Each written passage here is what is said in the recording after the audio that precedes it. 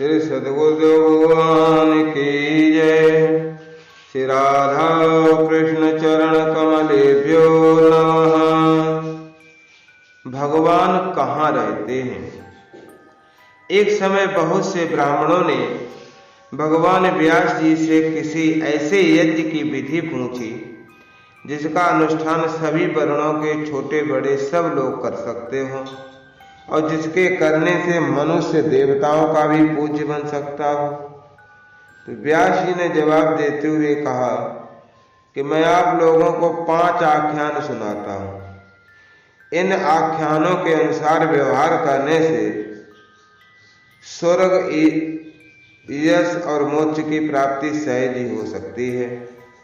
Number 1 माता पिता की सेवा, नंबर 2 पति सेवा, नंबर 3 सर्वभूतों में समदृष्टि और नंबर 4 मित्र द्रोह न करना, 5 भगवान विष्णु की भक्ति करना। ये 5 महायज्ञ हैं। हे ब्राह्मणों, मनुष्य माता पिता की सेवा से जिस पुण्य को प्राप्त होता है वह पुण्य सैकड़ों यज्ञ और तीर्थ यात्रा से भी नहीं मिलता। पिता धर्मः पिता स्वर्गः पिता ही परमं तपः पितृप्रीतमापन्नेः प्रीयन्ते सर्वदेवतः। पिता ही धर्म है, पिता ही स्वर्ग है, पिता ही परम तप है। पिता के प्रसन्न होने से सारे देवता प्रसन्न होते हैं। जिस मनुष्य की सेवा से और गुणों से माता पिता प्रसन्न होते हैं वो गंगा स्नान का फल पाता है। माता सर्व तीर्थमयी और पिता सर्व देवमय है। ऐसे माता पिता की जो पुत्र प्रदक्षिणा करता है वह पृथ्वी भर की प्रदक्षिणा कर चुका। माता पिता को प्रणाम करते समय जिसके दोनों घुटने, दोनों हाथ और मस्तक पृथ्वी पर टिकते हैं वो अच्छे स्वर्ग प्राप्त करता है। जो पुत्र माता पिता के चरण धोकर चरणामृत लेता है उसके पाप नष्ट हो जाते हैं। जो नीच मनुष्य कड़ी जबान से माता पिता का अपमान करता है वह अनेक काल तक नरक में रहता है।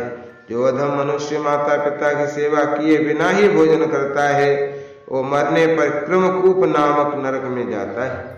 जो मनुष्य रोगी, वृद्ध, वृत्तिहीन, अंधे या बहरे पिता का त्याग कर देता है वो नौरव नरक में जाता है। माता पिता का पालन न करने से मनुष्य के समस्त पुण्य नष्ट हो जाते हैं और उसे मलेच्छ, चांडाल आदि योनियों में जन्म लेना पड़ता है। माता पिता की सेवा न करके तीर्थ सेवा या देवाराधन करने से उनका फल नहीं मिलता। हे ब्राह्मणों, इस संबंध में एक पुराना इतिहास कहता हूँ, तुम सब मन लगाकर सुनो। प्राचीन काल में नरोत्तम नाम का एक ब्राह्मण था। वो माता पिता की सेवा छोड़कर तीर्थ यात्रा के लिए घर से निकला। तीर्थ सेवा के बल से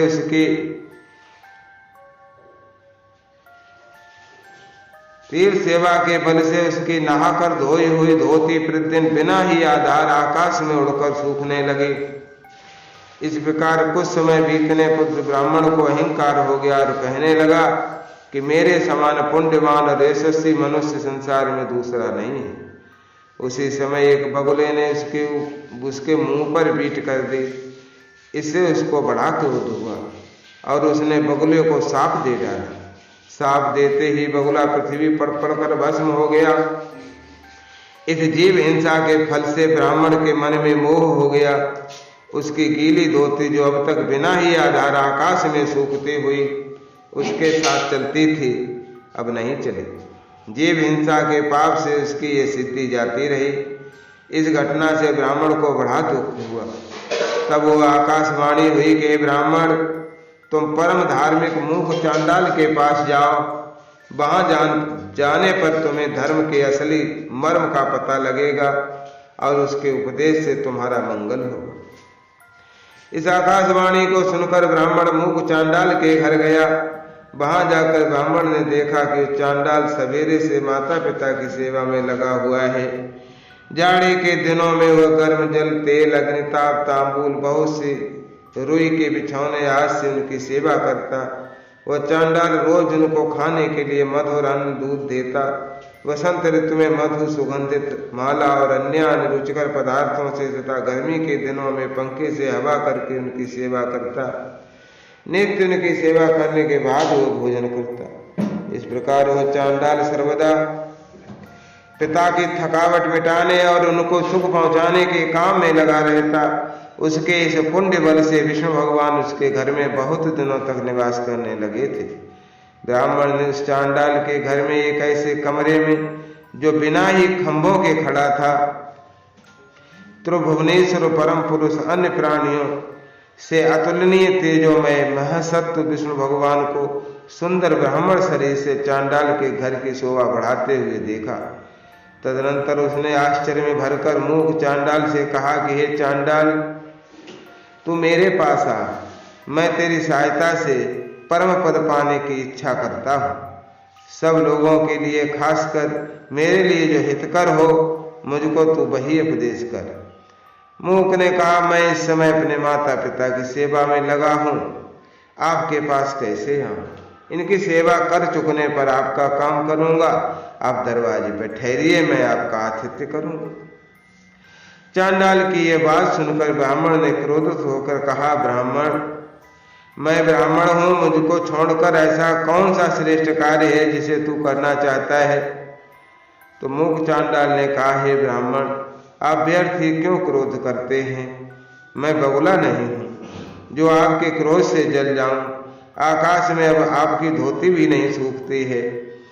आप आकाशवाणी सुनकर यहाँ आए हैं, इस बात को मैं जानता हूँ। अब जरा ठहरिए, मैं उपदेश दूंगा।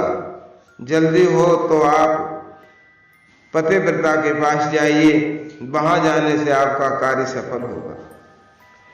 इसके बाद ब्राह्मण रूपी भगवान विष्णु ने मूक के घर से निकलकर नरोत्तम से कहा कि चलो, मुझे भी उसी पतिव्रता के घर जाना है। नरोत्तम को सोचता हुआ उनके साथ हो लिया। रास्ते में आश्चर्य प्रकट करते हुए नरोत्तम ने ब्राह्मण वेशधारी विष्णु से पूछा कि हे विप्रवर, आप स्त्रियों से युक्त चांडाल के घर में सदा क्यों रहते हैं? हरि ने कहा, अभी तुम्हारा चित्त शुद्ध नहीं हुआ है। पतिव्रता आदि से मिलने के बाद तुम मुझे पहचान सको। तब नरोत्तम ने कहा, हे द्विजश्रेष्ठ, वह पतिव्रता कौन है? उसमें ऐसा कौन सी महान बात है जिसके लिए मैं वहां जा रहा हूं? तब हरि ने कहा, जैसे नदियों में गंगा, मनुष्यों में राजा, देवताओं में जनार्दन श्रेष्ठ हैं, वैसे स्त्रियों में पतिव्रता प्रधान है।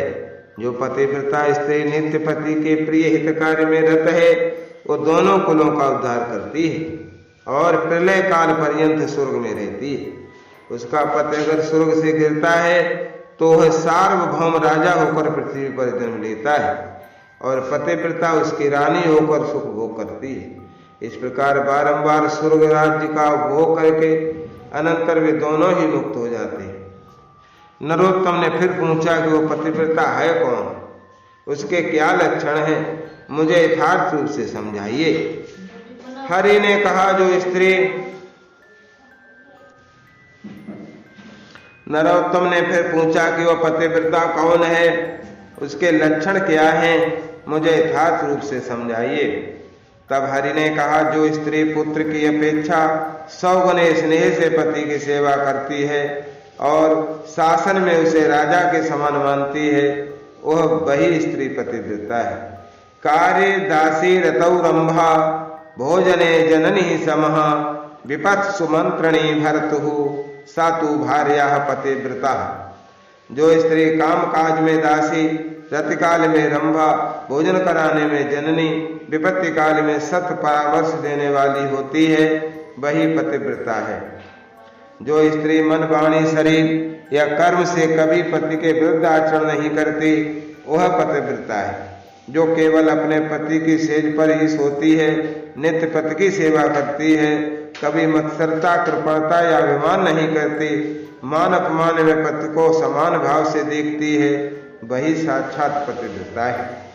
जो सती स्त्री सुंदर वस्त्राभूषणधारी भ्राता और पुत्र को देखकर भी उन्हें परपुरुष समझती है, वही यथार्थ पतिव्रता है। हे द्विजवर, तुम उस पतिव्रता के पास जाकर अपनी मनोकामना उससे कहो। तुम जिसके घर जा रहे हो, उस ब्राह्मण के 8 स्त्रियां हैं। उनमें जो रूप यौवन संपन्ना यशस्विनी और दयावती है उसी का नाम सुबा है। वो प्रसिद्ध पतिव्रता है, तुम उसके पास जाकर अपने हित की बातें उससे पूछो। इतना कहकर भगवान हरि तो अंतर्ध्यान हो गए। नरोत्तम उनके अंतर्ध्यान होते ही देखकर बड़ा आश्चर्य हुआ। नरोत्तम ने उस पतिव्रता के घर पहुंचकर उससे अपने हित की बात पूछी।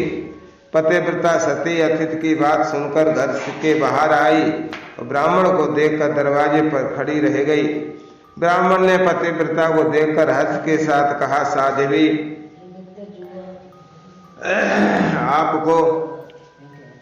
आपको जो कुछ मालूम है सो मेरे हित के लिए कहिए।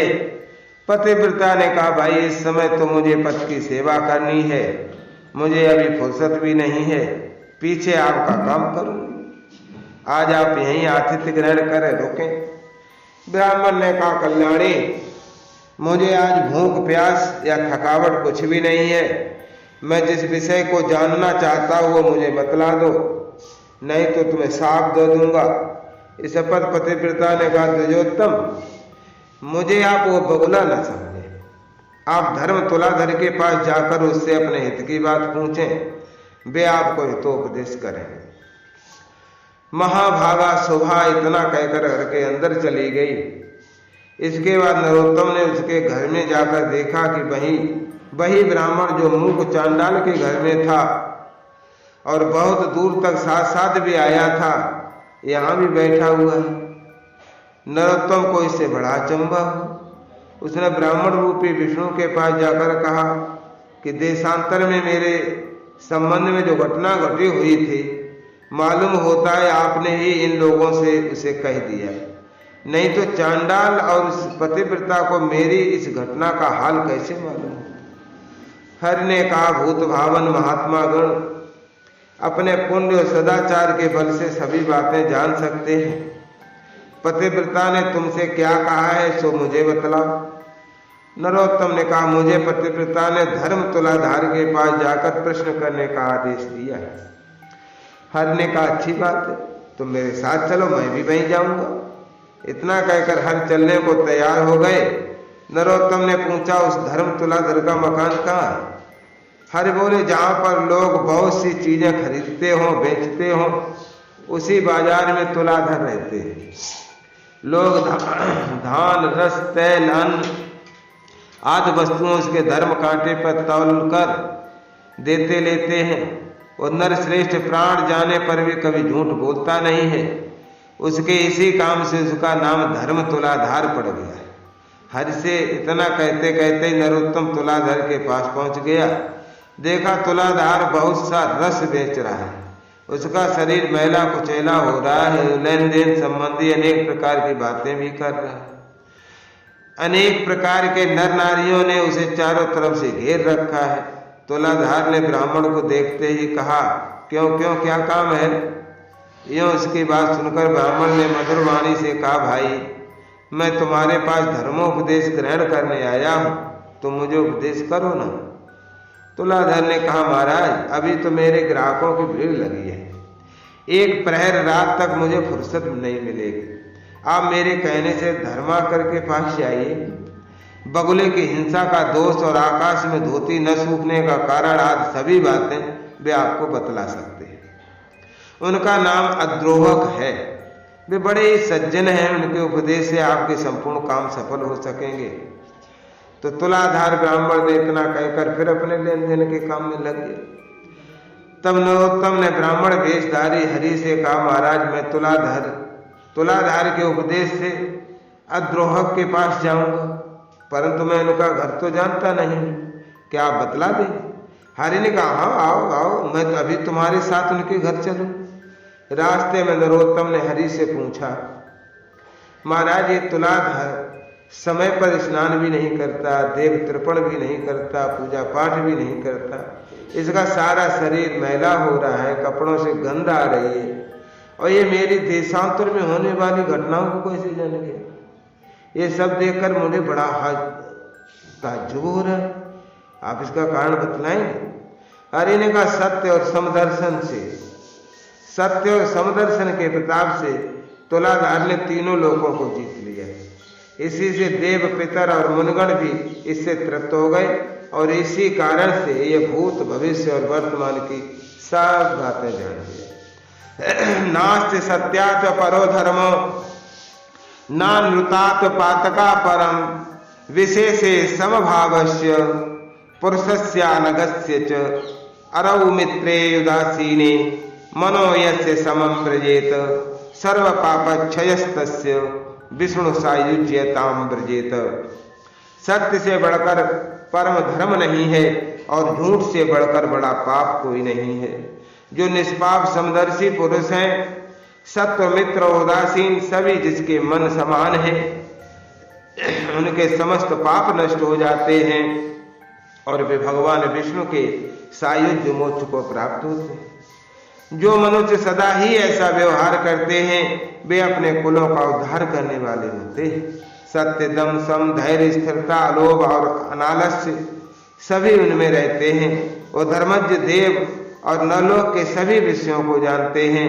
उनके देह में साक्षात श्री हरि निवास करते हैं। जगत में उनके समान कोई नहीं होता। जो सत्य, सरल और समदर्शी हैं वो साक्षात धर्ममय हैं। वास्तव में इस जागृत को वही धारण करते हैं, जगत को वही धारण करते हैं। इस पर नरोत्तम ने कहा, आपकी कृपा से मैंने तुलाधार का रहस्य तो जान लिया। अब यदि आप उचित समझे तो अद्रोह का भी इतिहास बतला दें। हरि ने कहा, किसी एक राजकुमार के एक सुंदरी नाम की एक परम सुंदरी नवयुवती भार्या थी। वो अपने पति को बड़ी प्यारी थी। राजकुमार को किसी खास काम से अकस्मात बाहर जाने की आवश्यकता पड़ी। वो अपने मन में चिंता करने लगा कि इस प्राणों की पुतली प्रिया को किसके पास छोड़कर जाऊं, कहाँ इसकी रक्षा हो सकेगी। अंत में उसने अद्रोह के पास जाकर कहा, देखो मैं बाहर जाता हूँ, अब जब तक लौट कर ना आऊं तब तक मेरी इस नवयुवती सुंदरी स्त्री की रक्षा का भार मैं तुमको देता हूं। राजकुमार के इस प्रस्ताव से अद्रोह ने आश्चर्य में पड़कर कहा कि मैं तो आपका पिता, भाई या मित्र तो हूं नहीं, न आपके माता पिता के कुल से ही मेरा संबंध है, आपकी पत्नी से भी मेरा कोई कौटुंबिक संबंध नहीं। इस अवस्था में मेरे घर अपनी स्त्री को रखकर आप कैसे स्वस्थ रह सकेंगे। राजकुमार ने कहा, संसार में आपके समान धर्मज्ञ और जितेंद्रिय पुरुष दूसरा कोई नहीं है। अद्रोह ने कहा, आप बुरा न माने, देखिए त्रिलोक मोहनी भार्या की कौन पुरुष रक्षा कर सकता है। राजकुमार बोले, मैं अच्छी तरह से सोच समझकर ही आपके पास आया हूं।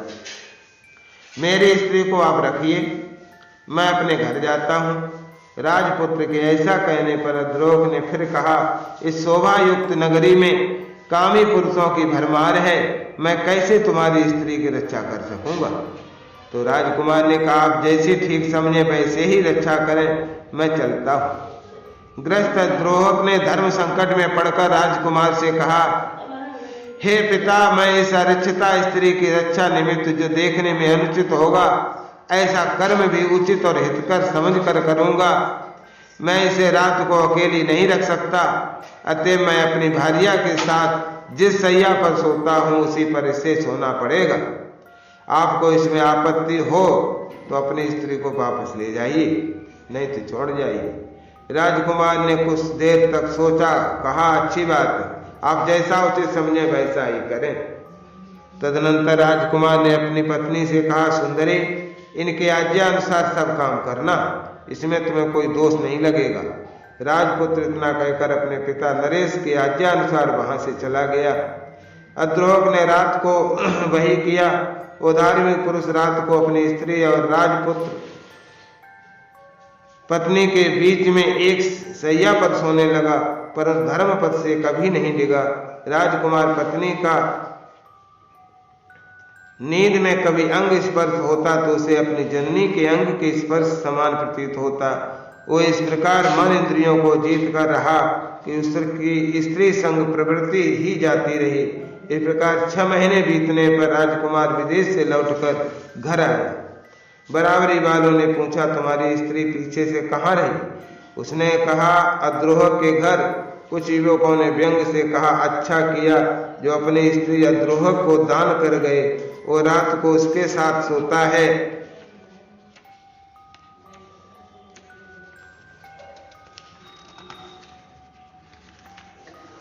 सोता था। स्त्री पुरुष के एक साथ सोने पर भी क्या कभी संयम रह सकता है? इस तरह लोग तरह तरह के दोष लगाने लगे। अद्रोह को इस बात का पता लगा, तब उसने इस जनापवाद की निवृत्ति के लिए काठ की एक चिता बनाकर उसमें आग लगा दी। इतने में ही राजपुत्र वहां आ पहुंचा। राजकुमार ने अपनी स्त्री को प्रसन्न मुख और अद्रोह को विषाद युक्त देखकर अद्रोह से कहा, भाई मैं आपका मित्र बहुत दिनों बाद विदेश से लौटा हूं, आप मुझसे बोलते क्यों नहीं? अद्रोह ने कहा, मैंने आपकी स्त्री को घर रखकर बदनामी मोल ले ली। उसे दूर करने के लिए मैं आज अग्नि में प्रवेश करूंगा। संपूर्ण देवता मेरे कृत्य को देखें। इतना कहकर अद्रोह धधकते हुए अग्नि में कूद पड़ा, परंतु आश्चर्य कि उसका एक बाल भी नहीं जला। देवतागण आकाश से साधु साधु कहने लगे। चारों ओर से पुष्प वृष्टि होने लगी। जिन लोगों ने अद्रोह पर दोष लगाया था, उनके मुखों पर कुष्ठ रोग हो गया। देवताओं ने आकर उनको अग्नि से निकाला। मुनियों ने विस्मित होकर सुंदर पुष्पों से उसकी पूजा की। फिर महातेज से अद्रोहक ने भी उन सब की पूजा की। सुर असुर और मनुष्यों ने मिलकर अद्रोहक का नाम सज्जना द्रोहक रखा। उसकी चरण रस से पृथ्वी हरी भरी हो गई। तब देवताओं ने राजकुमार से कहा, तुम अपनी स्त्री को ग्रहण करो। अद्रोह के समान जगत में दूसरा कोई नहीं है। जगत में सभी लोग काम के वश हैं। काम क्रोध लोभ सभी प्राणियों में हैं। काम से संसार में बंधन होता है, ये जानकर भी लोग अकामी नहीं होते। इस अद्रोहक ने कर्तव्य पालन के लिए काम को जीत कर मानो 14 भुवनों को जीत लिया है। इसके हृदय में नित्य वासुदेव विराजमान है। यों कहकर सब लोग और राजपुत्र अपनी पत्नी सहित अपने अपने घर चले गए। उस समय अद्रोह को काम जय के प्रताप से दिव्य दृष्टि प्राप्त हो गई। वो तीनों लोकों की सभी बातों को अनायास ही देखने और जानने में समर्थ हो गया। इस प्रकार बातें होते होते ही नरोत्तम ब्राह्मण अद्रोह के घर आ पहुंचा। नरोत्तम ने अद्रोह से धर्म के तत्व पूछा। अद्रोह ने कहा, हे धर्मज्ञ विप्र, आप पुरुषोत्तम वैष्णव के घर जाइए। उनके दर्शन से ही आपकी मनोकामना पूर्ण हो जाएगी। बगुले की मृत्यु, धोती सूखने आदि के सभी भेद वे आपको बता सकते हैं। नरोत्तम ये सुनकर ब्राह्मण वेशधारी विष्णु के साथ पुरुषोत्तम वैष्णव के घर आया। नरोत्तम ने देखा कि वैष्णव परम शुद्ध, शांत, समस्त उत्तम लक्षणों से युक्त अपने तेज से दैदीप्यमान हो गए। धर्मात्मा नरोत्तम ने उस ध्यानस्थ भगवत भक्त से कहा, मैं बहुत दूर से आपके पास आया हूं, आप मुझे उपदेश कीजिए। पुरुषोत्तम बोले, हे देव श्रेष्ठ, भगवान हरि सदा ही तुम पर प्रसन्न है। हे ब्राह्मण, आज तुम्हें देखकर मेरे मन में बड़ा आह्लाद हो रहा है। मेरे घर में भगवान के दर्शन से तुम्हारा अतुलनीय कल्याण होगा, तुम्हारा मनोरथ पूर्ण होगा। नरोत्तम ने कहा, आपके घर में विष्णु भगवान कहाँ विराजमान है? कृपा कर मुझे भी दिखला दें। वैष्णव ने कहा, इस रमणीय देव मंदिर में प्रवेश करते ही तुम भगवान के दर्शन कर घोर पाप और जन्म कर्म के बंधनों से छूट जाओगे। वैष्णव के इन वचनों को सुनकर नरोत्तम ने मंदिर में प्रवेश करके देखा कि भगवान की मूर्ति की जगह वही ब्राह्मण वेशधारी विष्णु उसी रूप में पद्मासन पर बैठे हुए हैं।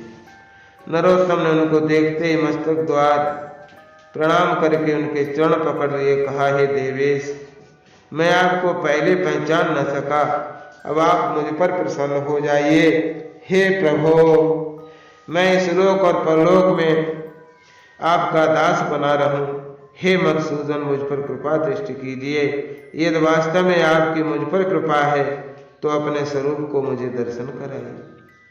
भगवान ने कहा, हे भूदेव, तुम्हारे प्रति सर्वदा ही मेरा स्नेह है। स्नेह के बस होकर ही मैं भक्तों को दर्शन दिया करता हूँ। पुण्यात्मा पुरुषों के एक बार के दर्शन स्पर्श, ध्यान, कीर्तन और संभाषण से ही पुण्य लोक की प्राप्ति होती है। उनके नित्य संग से तो सारे पाप ही छूट जाते हैं। अंत में वो उनका संग करने वाला मुझ में मिल जाता है। तुम मेरे भक्त हो, बकबद से तुम्हें जो पाप हुआ था उसकी निवृत्ति के लिए तुम फिर उसी मूक के पास जाओ। मूक चांडाल पुण्यात्माओं में प्रधान तीर्थ रूप है। उसके दर्शन और मेरे साथ संभाषण होने के कारण ही तुम मेरे मंदिर में आ सके हो। जो करोड़ों जन्मों तक निष्पाप रहते हैं वही धर्मात्मा पुरुष मेरा दर्शन करने में समर्थ हो सकते हैं। अतएव अब तुम अपना इच्छित वर मांग लो। तब ब्राह्मण ने कहा, हे सर्वलोकेश्वर, मैं यही चाहता हूं कि मेरा मन सर्वथा आप में लगा रहे। आपके सिवा और कहीं किन्हीं भी पदार्थों में मेरा प्रेम न हो।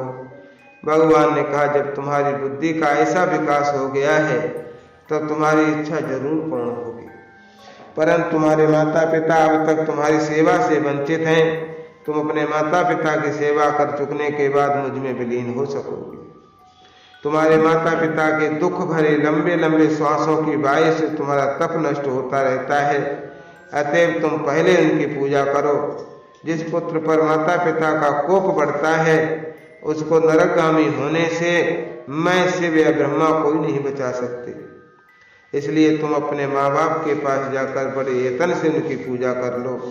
तदनंतर उनके प्रसाद से तुम मुझे प्राप्त कर सकोगे। भगवान के ये वचन सुनकर ब्राह्मण ने फिर हाथ जोड़कर कहा, हे नाथ, हे अच्युत, आप यदि मुझ पर प्रसन्न हैं तो एक बार अपने दिव्य रूप का दर्शन कराइए। तदनंतर प्रसन्न हृदय भगवान ने प्रेम बस ब्राह्मण को अपने स्वरूप का दर्शन कराया।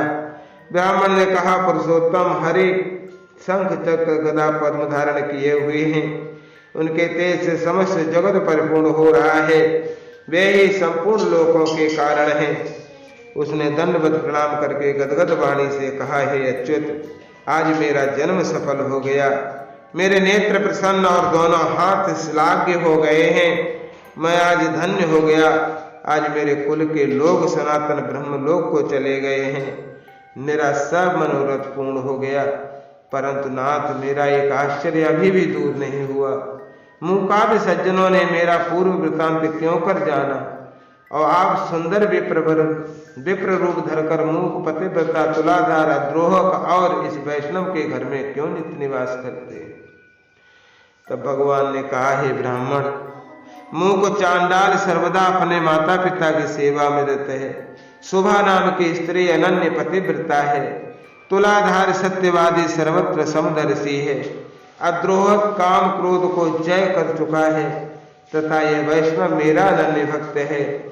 इनके इन गुणों से प्रसन्न होकर ही मैं सदा आनंद पूर्वक इनके घर पर सदा लक्ष्मी और सरस्वती सहित निवास करता हूँ और इन्हीं गुणों के प्रताप से ये लोग सब बातें जानने में समर्थ हैं। यदि हम लोग भगवान का अपने घर में निवास चाहते हैं तो हमें भी ऐसा ही बनना चाहिए। सद्गुरुदेव भगवान की जय। ये कथा पद्म पुराण के आधार पर लिखी गई। जय राधे जय राधे राधे, जय राधे जय श्री राधे, जय कृष्णा कृष्णा जय कृष्णा जय श्री कृष्णा, जय राधा राधा, जय राधा जय श्री राधा, जय